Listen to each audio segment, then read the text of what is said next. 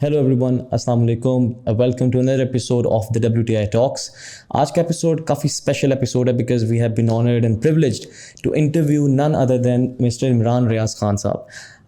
ही needs no introduction, फिर भी थोड़ा सा introduction. His journalist career spans over 20 years. 20 साल से ज़्यादा इनको हो गया इस अरसे में, जिसमें ये मुख्तलिफ TV चैनल्स के एंकर पर्सन, सीनियर जर्नलिस्ट के तौर पर पाकिस्तान के तमाम सीनियर लीडरशिप की इंटरव्यूज़ भी कर चुके हैं। इन्वेस्टिगेटिव जर्नलिज्म भी अपना नाम इन्होंने काफ़ी बनाया रिसेंटली। यूट्यूब पे बड़ा अच्छा इनका शोज़ आते हैं चैनल के थ्रू अपने। तो आज हम इनके साथ बैठेंगे और डिस्कस करेंगे पाकिस्तान के कुछ मसाइल, स्पेशली कि एज ए जर्नलिस्ट वो कैसे इनको देखते हैं और उनका आगे सोल्यूशंस क्या है। Thank you so much sir for being on the show.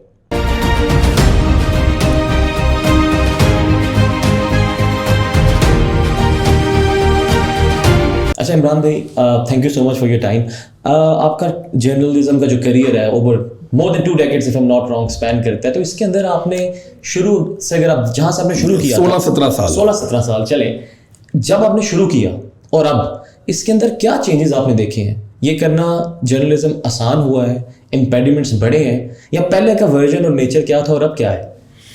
पहले बहुत कंट्रोल था, आसान रहता था, सहाफ़ी थोड़ी तादाद में थे, काबू आ जाते थे। अब बहुत ज़्यादा हैं और सोशल मीडिया की वजह से वैसे ही काबू नहीं आ रहे। ये एक नया फिनोमिना है। फ़र्क ये है, एक मिसाल से आपको मैं समझा देता हूँ।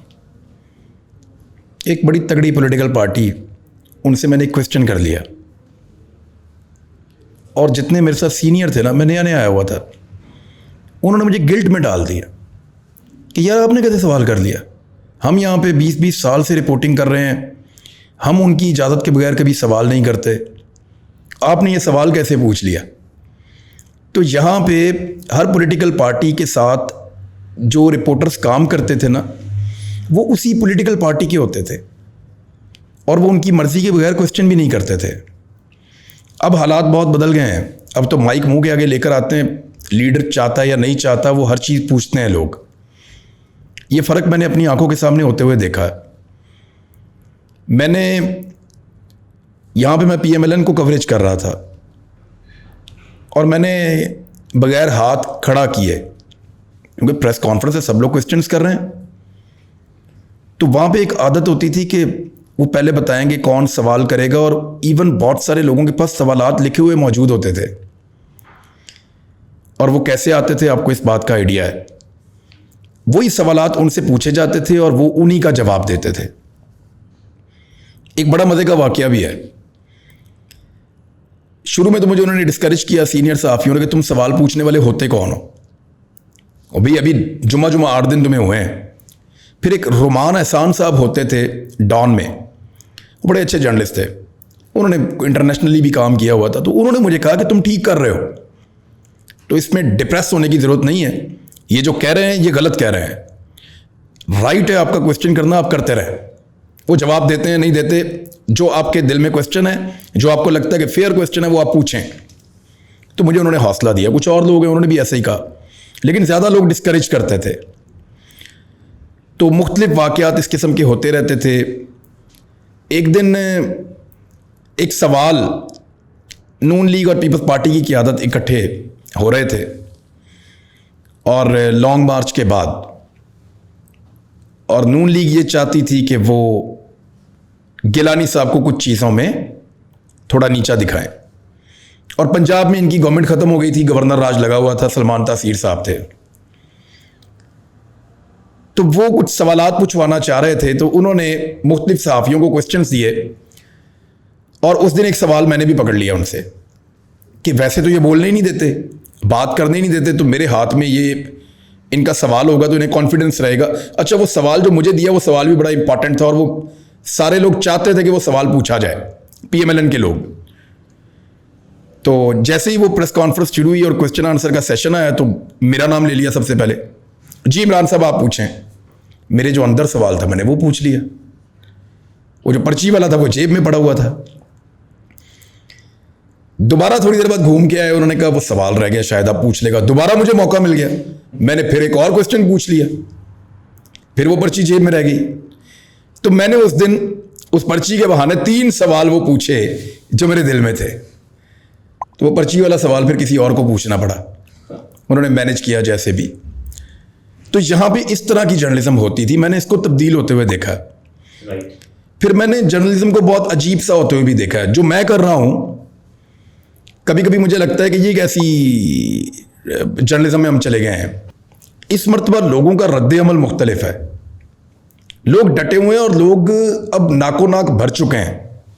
उन्हें यह लगता है कि बस बहुत हो गया मजाक, अब इसको चलने दें मुल्क को। तो तब्दीली तो आई है। बिल्कुल ठीक। इसी से रिलेट करते हैं नेक्स्ट क्वेश्चन, वेरी इंपॉर्टेंट। देखें, जो मीडिया पे डिस्कशन होती है आजकल, मुझे ये लगता है, ऐसा फील होता है जैसे कोई स्क्रिप्ट नहीं होती थी। हर 5 साल बाद या 10 साल बाद उसके अंदर कुछ ये लोग होंगे, कुछ। तो क्या आपको लगता है कि एक तो हम सिम्टम्स की बातें करते रहते हैं, तो एज ए जर्नलिस्ट जो आपने रूट कॉजेज अगर आप कहें, तो कोई 2 या 3 मोस्ट प्रेसिंग प्रॉब्लम्स पाकिस्तान के आपके नज़दीक क्या हैं? मुझे एक बड़ा ज़बरदस्त शेर याद आ गया। एक कायम है एक रवायत देरीना जुल्म की, कायम है एक रवायत देरीना जुल्म की, बाजू बदल गए कभी खंजर बदल गए। तो जुल्म तो वैसे ही हो रहा है, कभी एक डिक्टेटर जुल्म करता है, कभी दूसरा करता है, कभी तीसरा करता है। पाकिस्तान के मसाइल का अगर हल आप हल ढूंढ रहे हैं ना, या आपको लगता है वो कौन सी चीज़ें जिनको रिजॉल्व किया जाए तो मुल्क ठीक हो जाएगा, तो आप उन मुल्कों को देख लें जो ठीक हो गए या वो आगे निकल गए। इंडिया में कोई 2 दर्जन बंदे ऐसे हैं जिनके पैसे पाकिस्तान के कौमी खजाने से ज्यादा हैं। इंडिया में 2 दर्जन के करीब लोग ऐसे हैं जिनमें से हर एक अकेले आदमी के पास जो अपनी नेटवर्थ है वो पाकिस्तान के कौमी खजाने से ज्यादा है। कैसे हुआ? सिविलियन सुपरमेसी है ना। उनके बंद कमरों में फैसले नहीं होते। अच्छा, ऐसा नहीं है कि यानी बंद कमरों में मुल्क के फैसले नहीं हो सकते, इंटरनल चीजों के फैसले नहीं हो सकते, लोगों की राय कैसी रखनी है उसके ऊपर फैसले नहीं हो सकते।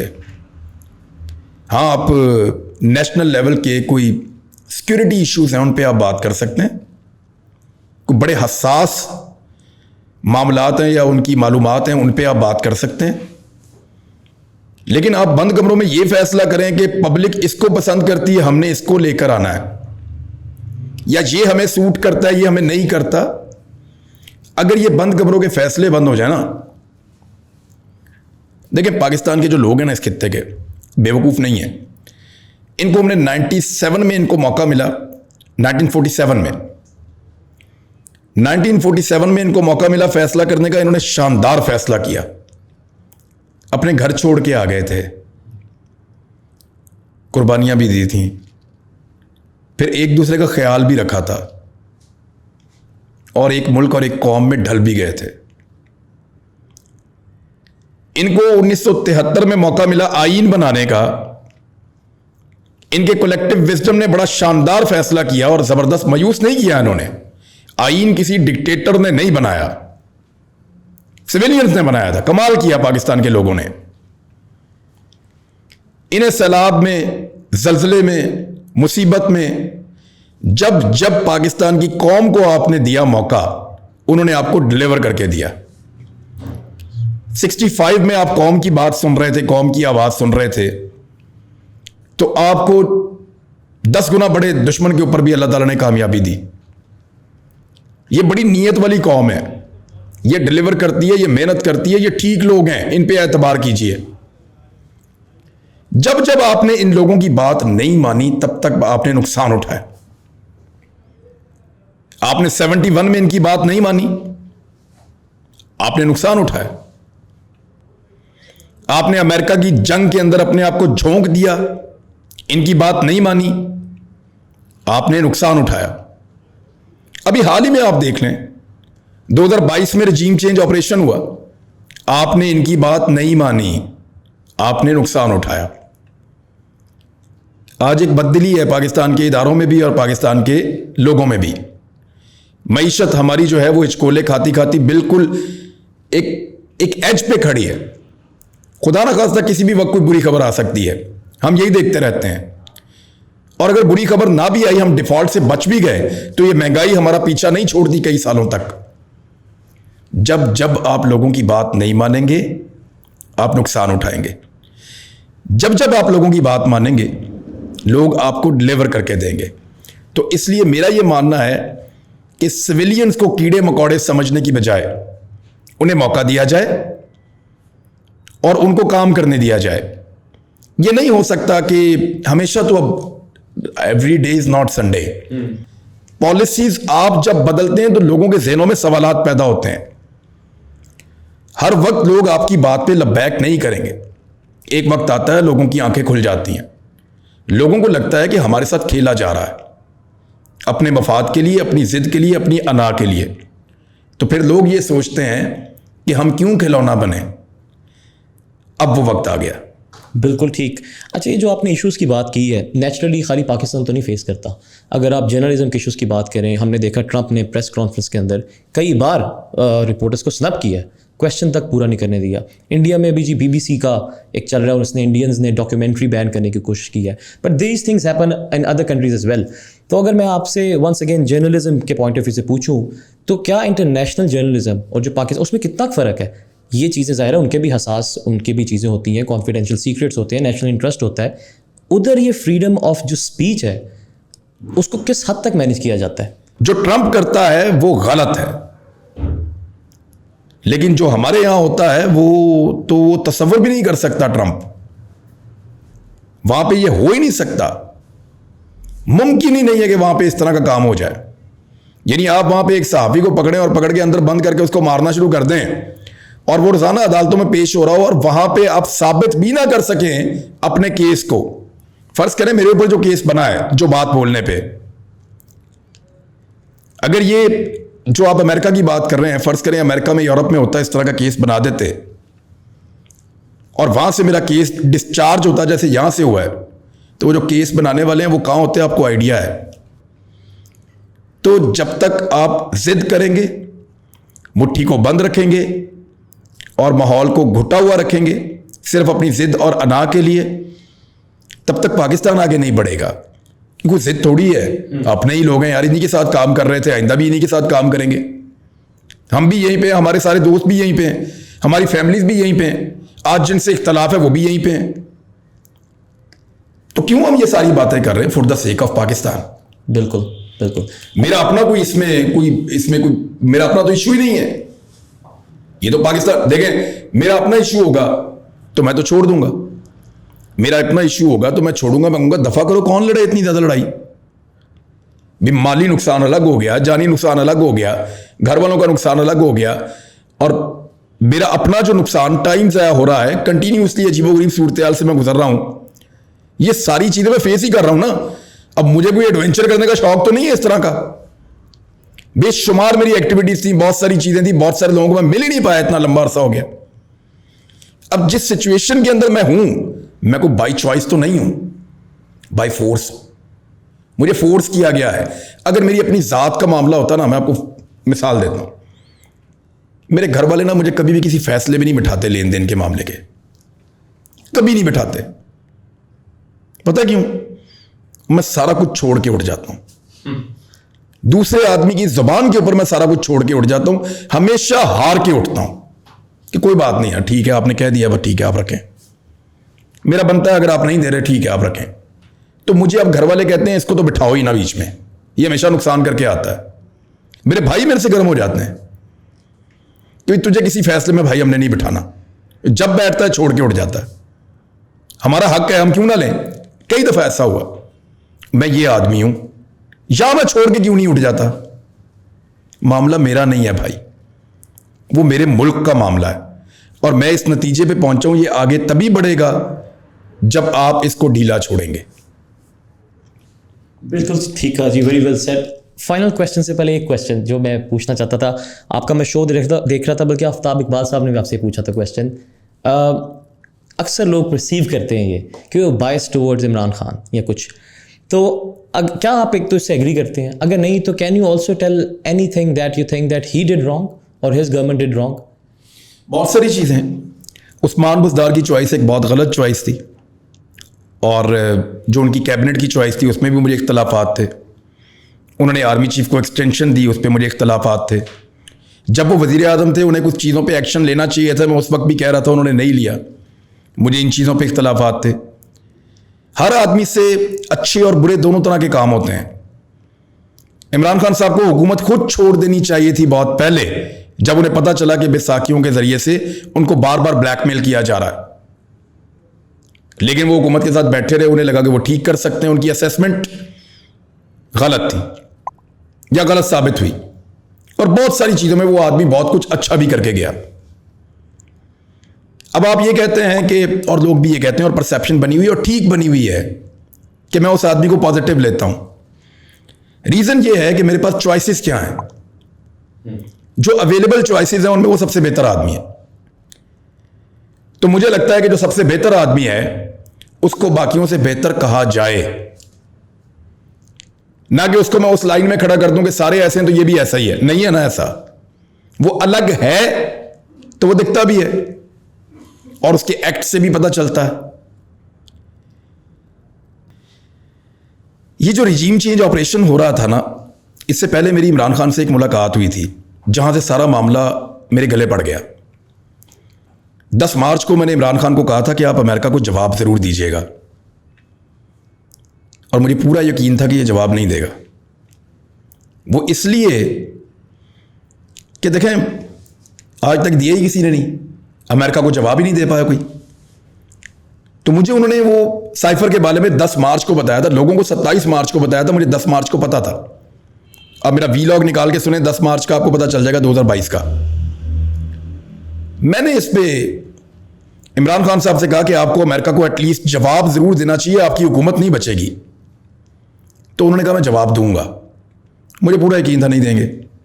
मैं जब वहां से निकला तो मेरे अपने दिल में मैंने सोचा कि अगर इसने जवाब दिया तो ये बिल्कुल मुख्तलिफ आदमी होगा और ये साबित कर देगा कि ये पाकिस्तान के बारे में किसी और तरह सोचता है, और फिर इसकी हुकूमत नहीं रहेगी। अगर ये इस तरफ चल पड़ा तो हुकूमत नहीं बचेगी इसकी। अब अगर हुकूमत बचानी है, ये वाला लेटर या साइफर जो है, इसकी मौजूदगी में हुकूमत बचानी है तो अमेरिका से डील करनी पड़ेगी, पाकिस्तान में नहीं होगा। अब 2 ऑप्शन है, या तो ये आदमी अमेरिका से डील करेगा या उसको डील करेगा। और तब मैंने अपने आप से ये एक तरह से प्रॉमिस किया था कि अगर ये आदमी अमेरिका को जवाब देगा तो ये ज़रूर मुश्किल में पड़ेगा, फिर इसकी हुकूमत भी नहीं बचेगी और पूरा निज़ाम इसके खिलाफ खड़ा हो जाएगा जैसे कि होता है। तो तब मैं इसको सपोर्ट करूंगा। इतना बड़ा काम अगर कोई आदमी करे तो उसको सपोर्ट करना चाहिए। दूसरी एक और चीज़ है, पाकिस्तान के 95% मीडिया ने यह तय कर लिया कि इस आदमी का मौक़िफ़ नहीं दिखाना। ये जो बात करे उसमें से कीड़ा निकालना है, उसको उल्टा करके दिखाना है। हमने इसके मौक़िफ़ को अव्वल तो दिखाना नहीं है, और अगर मौक़िफ़ नहीं दिखाते तो टीवी नहीं चलता।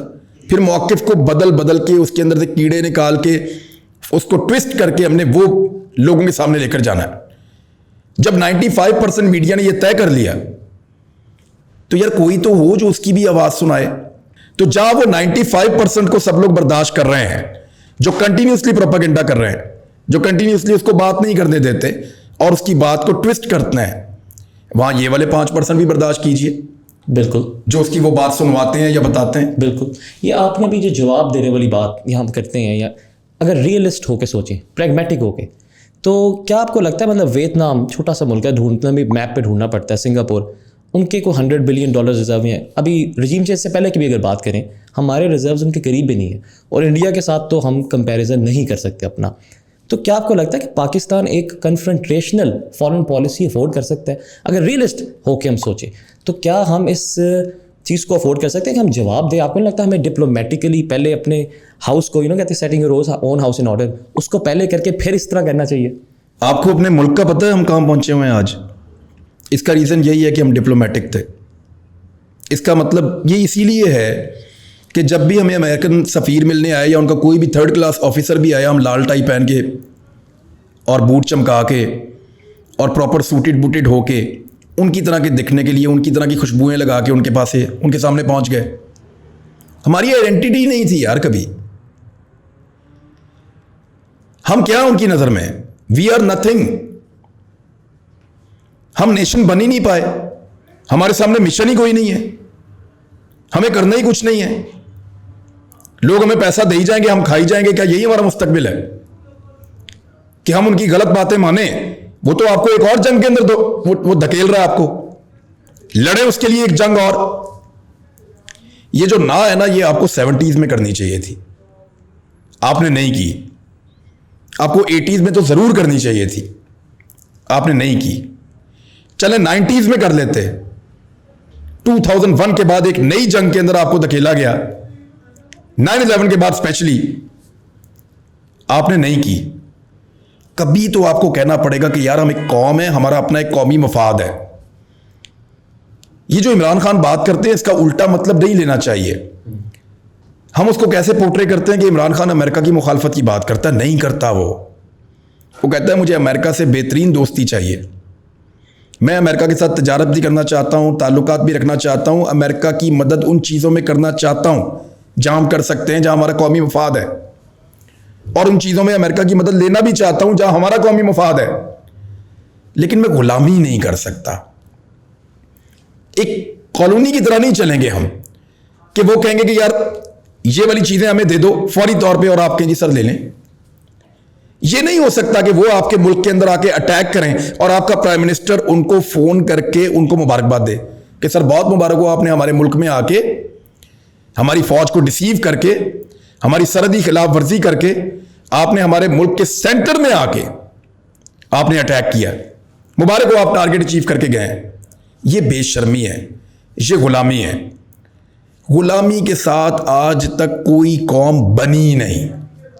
बिल्कुल ठीक कह रहे हैं जब तक आप बेसाखियों के साथ रहेंगे, हम लड़ाई की बात नहीं कर रहे। कौन कह रहा है कि अमेरिका के साथ जंग करनी है? कौन कह रहा है कि उनके साथ बदतमीजी करनी है? क्या इमरान खान जाके ट्रंप को मिलकर नहीं आया था?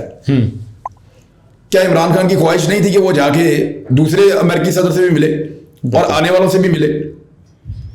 एक्चुअली ये नहीं हो सकता कि वो अपने मफाद के मुताबिक हमें टिश्यू पेपर की तरह हमेशा इस्तेमाल करें।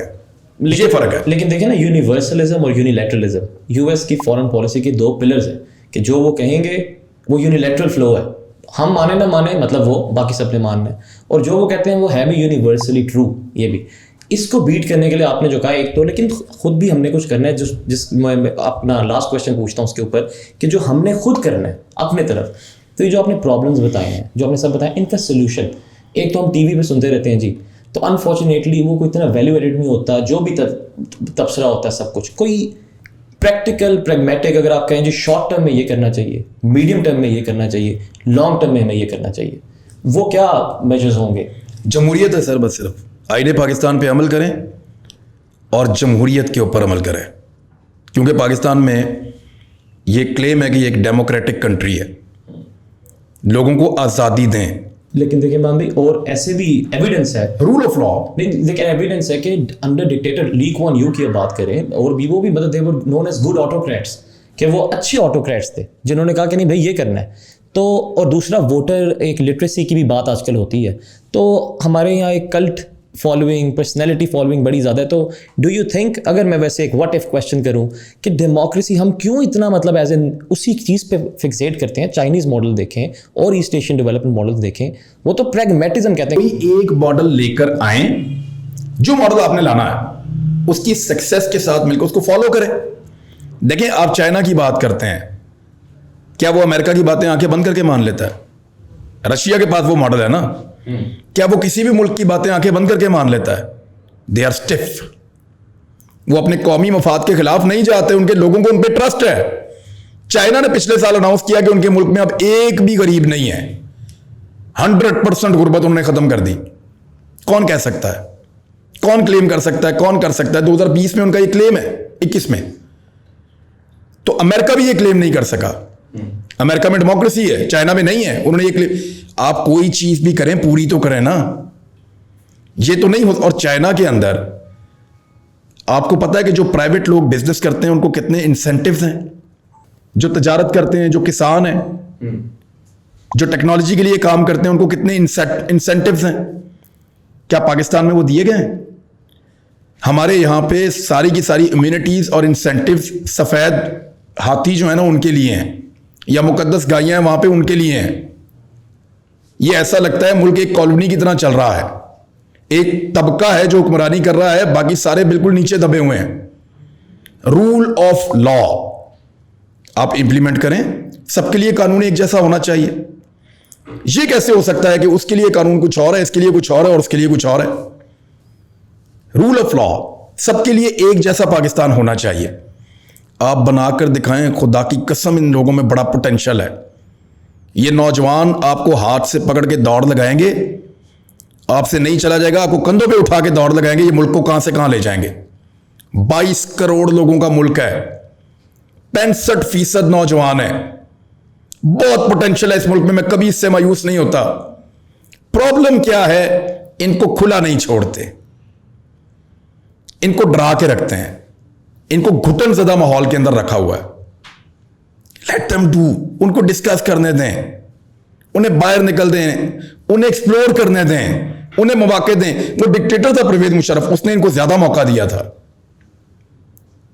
ये पॉलिटिकल गवर्नमेंट्स अपने आप को कंपेयर करके देख लें उसके दौर से, उसने ज्यादा मौका दिया था, ज्यादा लोग आगे बढ़े थे।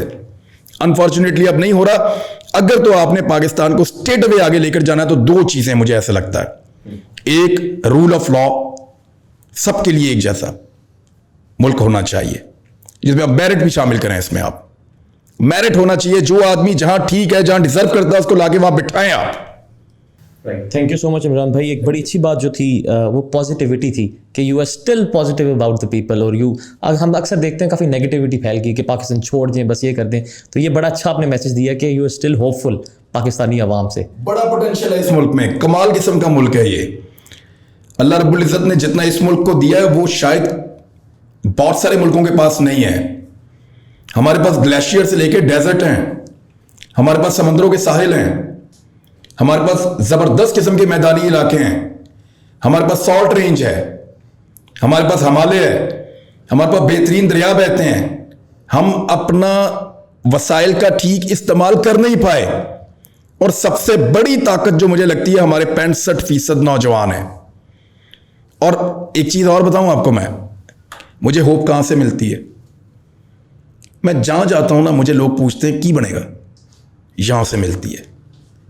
इन्हें फिक्र है अपने मुल्क की, कंसर्न है, दे आर कंसर्न, उन्हें अपने मुल्क की फिक्र है। ऐसा नहीं है कि लोग पूछे ना।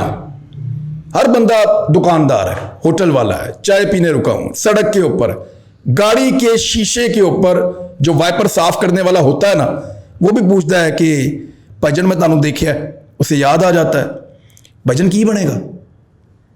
दे आर कंसर्न। ये जो कंसर्न है ना, ये जो पाकिस्तान के साथ वो जुड़े हुए हैं, उनको फिक्र है अपने मुल्क की, ये होप देता है।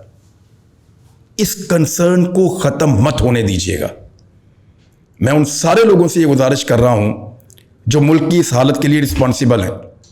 लोगों की अपने मुल्क के लिए जो फिक्र है, ये खत्म नहीं होनी चाहिए। Thank you so much Imran bhai for your time. It was an honor and privilege to be with you here. Thank you so much.